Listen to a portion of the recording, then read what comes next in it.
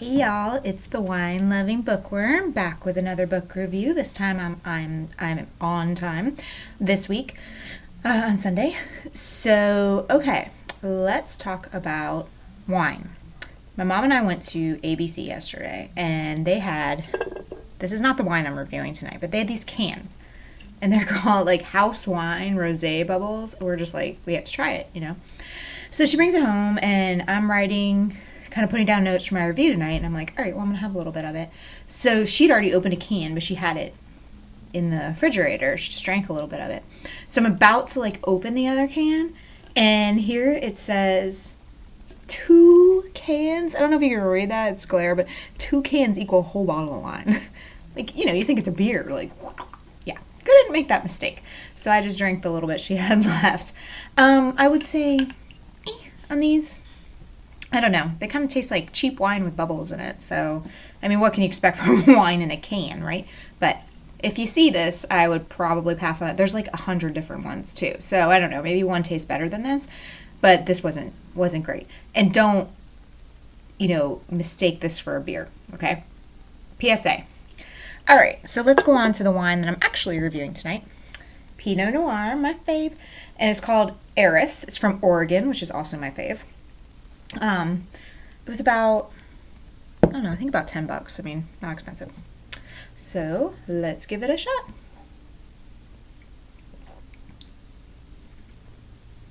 That's pretty good. That's like, hold on, let me take one more sip.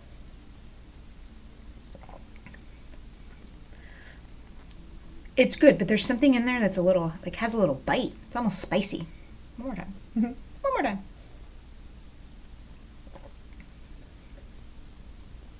There's something in there. There's like I'm not exactly sure what it is. I don't think, they don't ever say anything on the bottle, right? Pays homage to the unique impact the cooling winds have on the grapes in the vineyards. Yada, yada, yada. So it doesn't say anything about that. I don't know. Maybe it's because I've been drinking the canned wine. There's something about this that has a little bit of a bite, but it's good. Okay. So moving on. My book. Reach over here to get it. Pachinko by what's her name? Min Jin Lee. National Book Award finalist. I think she was also named one of the top 10 books of 2017 by New York Times. So this was a book club selection. Definitely not one I would have picked up. And we were talking about this in book club. I don't know if y'all read this in high school, but The Good Earth by Pearl S. Buck, and I hated that book in high school. But they were all talking about how it's similar, and I did like this book. I'll get into that later. So I'm thinking, man, I need to maybe read that book again, and maybe I'll do that maybe next month or something, because I just remember hating that book, and it honestly made me not like books that were set in Asia. Isn't that weird how these little things set you off? So when this was picked, I'm like, oh, and then I'm like, oh my gosh, it's so long, and I don't really like this. But I stuck with it, and I was pleasantly surprised. So we'll get to that. Anyway, it's fiction. It's kind of like, it's not historical fiction, but it's kind of like the history of a family. It's fictional. But I actually think she may have based a little bit of it on her own experience. I mean, all writers do that, right? But there were some, when I read about her a little bit, some definite ties, like, between this book and her life. I didn't read about this, but the kind of leader of the book club said it took her like 13 years to write this book because she had a lot of life things happen, and it's a very detailed book, and there's a lot of accurate information from what some people who have been to Japan in my group said. So that's a lot of detail. I mean, she was born in Korea, and she did live in Japan for a little while, so maybe she knew some of that stuff. There's a lot of detail, and she tried to be accurate. So that obviously took a long time. But I guess she had some family things going on, some personal issues going on. So it took 13 years. So anyway, like I said, she's Korean American, and most of her novels are about Korean Americans. There's something like, oh crap, I should have written it down. The other one's like Free Millionaires or Free Something for Millionaires. I'm not sure. But I'm thinking about picking that one up. So she was born in Seoul, South Korea. She came to the U.S. in 1976 when she was 8 years old and moved to Elmhurst, Queens. She's a smarty pants because she went to Yale and then Georgetown Law School. She worked as a corporate lawyer for several years before becoming a writer, which is like, oh my God, you're like my career path. I would love to become a writer. That's like my dream. I mean, I'm a lawyer right now, so that was kind of cool to read. And she, like I said, she lived in Japan for, 4 years. And her husband's half Japanese, which is interesting as I talk about the book. She's Korean. He's half Japanese. Okay, so let's talk a little bit about the general outline of the book. It starts, and I'm going to butcher this name, Yeongdo, Busan, Korea. I think they just end up calling it Busan. And there's a guy, Huni, who is born with a cleft palate and a twisted foot, they call it. So he's, somewhat disabled, but not mentally at all. He's real sharp. So because of this disability, though, it's hard for him to find a wife. So a matchmaker sets him up. And I can't really remember what was wrong. I think the father of these girls was like bankrupt or something, that brought shame on their family. So it was hard for them to get married off. So the matchmaker sets him up with Yangjin, I think is her name. And they basically run a boarding house. So people come to visit, whatever. It's mostly like workers and things. But they run a boarding house. It's pretty successful. They have a nice little garden in the back. They go to the market. They live near the sea. It actually sounds pretty idyllic for the time, because I think it was like the 30s or 20s or something like that. So then they have a daughter, and they name her Sunja. Huni ends up dying pretty early. I can't remember from what, but he dies. And so her mom, Yangjin, continues to run the boarding house, and Sunja, as she grows up, helps her with everything. When Sunja's 15, she meets a guy named Hansu, who is much older, charming, and he is what is known as a Yakuza, I think that's how they pronounce it, which is basically gangster, mafia kind of thing, mafia connotation. And she ends up getting pregnant by him at 15. And she's just like, I'm in love with him. I love him. Everything's beautiful. Until he's like, oh, well, I'm married. He's like, back in Japan, I'm married. So I can't marry you. But I can keep you as a mistress. And I can give you a house. And he's very wealthy. She's just like, which I just loved her from that point on, when she just refused him.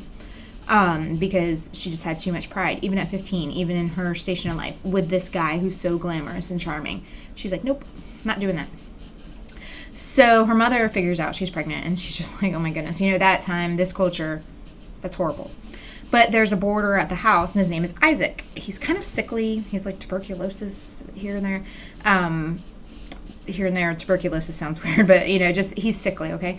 But he's a minister, a Christian minister. And he takes liking to Sunja. He feels bad for her and her situation, and he tells Yangjin that he will marry her but he's going to take her back to Osaka, where his brother lives in Japan. I sensed the hesitation with Yangjin. I think she, after her husband died, became very close to Sunja and liked her being there, but she let her go because she felt like, well, this is the best case scenario. So they go back to Osaka. And one of the glaring differences, like in Korea, Japan's supposed to be this like glamorous place, but because she's Korean, there is a huge level of discrimination against the Koreans, which I'll get to later, by the Japanese at this time.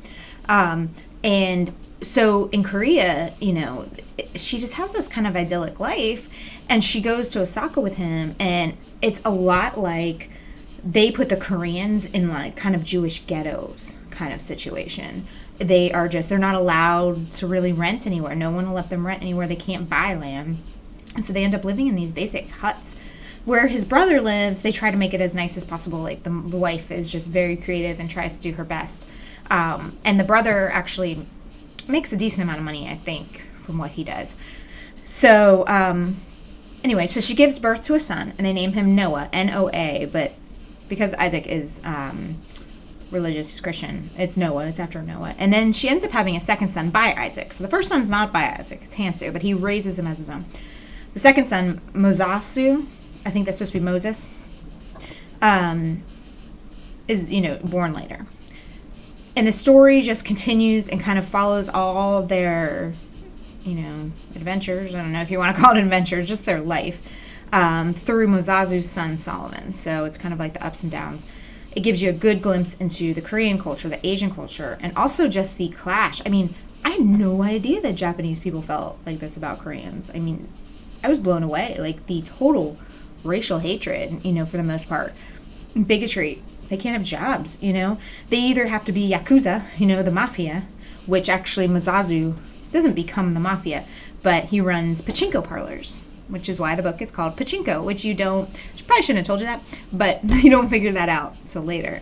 And Pachinko, all I could think of is like, that's a game on The Price is Right. That's a game on The Price is Right. And I got to book club and I'm like, isn't that a game on The Price is Right? And they're like, it's Plinko on The Price is Right. But I guess it's kind of similar. Anyway, they don't really tell you, and that was a little frustrating. I'm like, what does Pachinko mean? I felt like it was going to be somebody's name, like, later on. It's a gambling game. So they can either kind of get into that kind of world, or they're like seamstresses, house cleaners, working in the kitchen, that kind of stuff. So that was really interesting to me, that kind of dichotomy.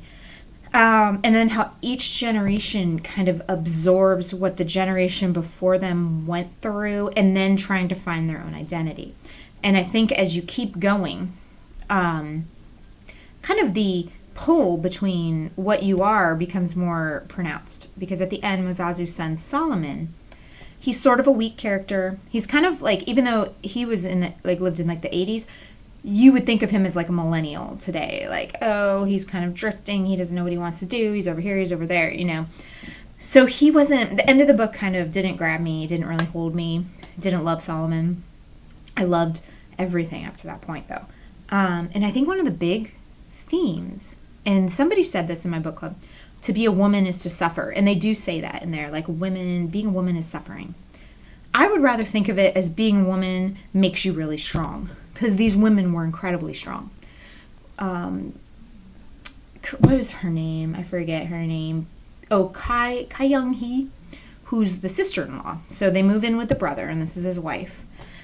So the brother gets hurt during the bombs being dropped because he's working in Nagasaki. He gets all these burns. He's pretty much an invalid at this point. So Kainji and Sunja go out and sell kimchi. Sunja makes this like amazing kimchi, apparently. And it's very popular. They're out there pushing carts, selling kimchi, which Kainji's husband, I think his name was Joseph. He hated that, but what can he do? He's laid up. So you are confronted with a lot of women in this book that are very strong personalities and strong just for surviving what they went through. Hansu, the guy who is Noah's father, does not disappear in this book. He keeps popping up. Every time there's kind of a situation where Sunja needs something or Noah, it's like he knows. And he's a Yakuza, he's a mafia. Because of his wife. His wife's family is in this, so this is why he can't leave his wife. But I also think just having a mistress and having a wife was normal back then. So he may have ears out in the street about what they're doing, but he always knows what they're up to. And whenever they need something, he suddenly pops up. So he kind of periodically pops up.